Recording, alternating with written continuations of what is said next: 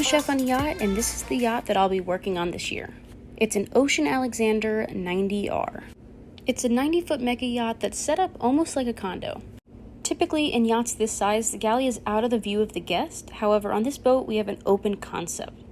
When guests are in the living room, they can watch me cook dinner.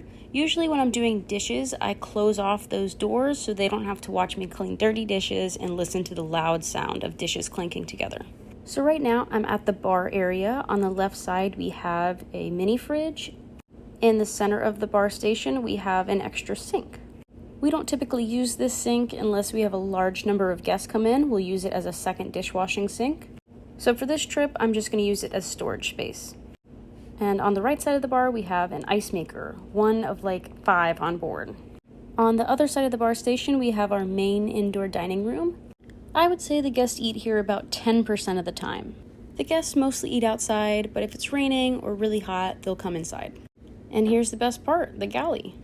I know it looks really messy, and that's because it is. We're in the middle of provisioning, so there's a lot going on.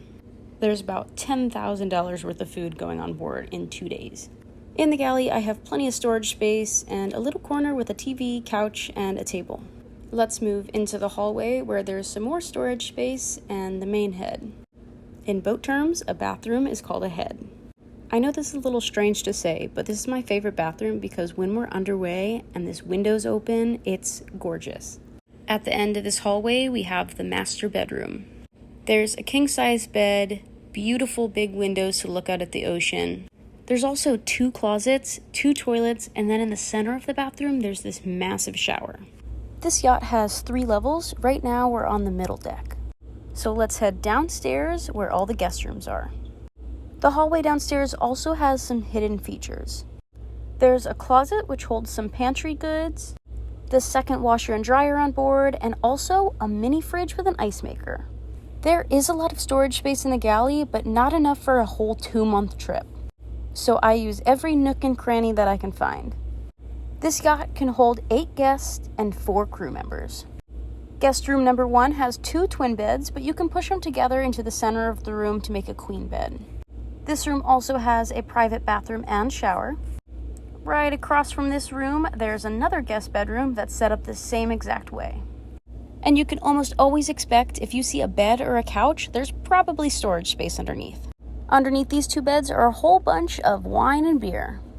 So when the owners fly in friends and family, they'll be staying in these guest rooms. Last guest room, but definitely not least, we have the VIP room. King bed with beautiful windows, a walk-in closet, and a private bathroom. This level of the yacht has to be my favorite. The windows are right at water level, so it feels like you're sleeping right on top of the ocean. What do you know? It's me. Please support me by liking, commenting, sharing, and subscribing. I'm going to be posting my journey as a chef on a yacht. You'll see the good, bad, and the ugly. I'll be posting shorts every single day and posting longer form content weekly. We saw the master, VIP room, and 2 guest rooms. Let's head back upstairs to the main salon. That's another boat term. Living room, salon, same thing. We're actually going to turn the corner here and go up to the 3rd deck. Right up these stairs, you'll find the bridge. There's a whole bunch of computers, screens, and buttons that I have no idea what they do. Captain Mark's in charge of that. The bridge is also where the crew eats. We'll squeeze into that U-shaped couch there and eat all of our meals. And while the boat's underway, or aka moving, we'll all be up here. Now let's head to the back patio. Up here we have a bar, main outdoor dining area, lots of cushions for lounging, and a hot tub. I've yet to get in this hot tub, but I'm going to make it a mission for this trip.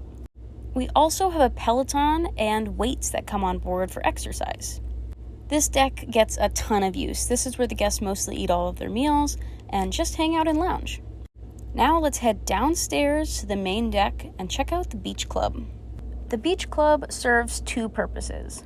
While we're underway, it holds the dinghy, which, by the way, we got a new dinghy this year. It's looking fantastic.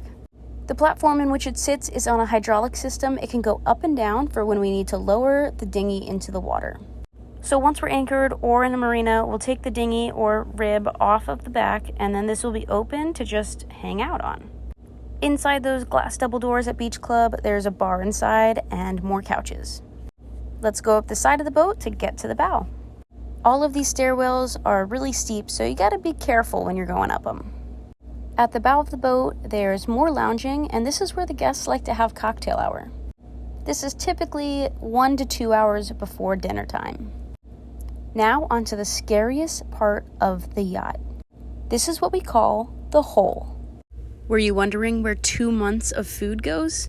It goes down into the hole, where our 6 freezers are kept.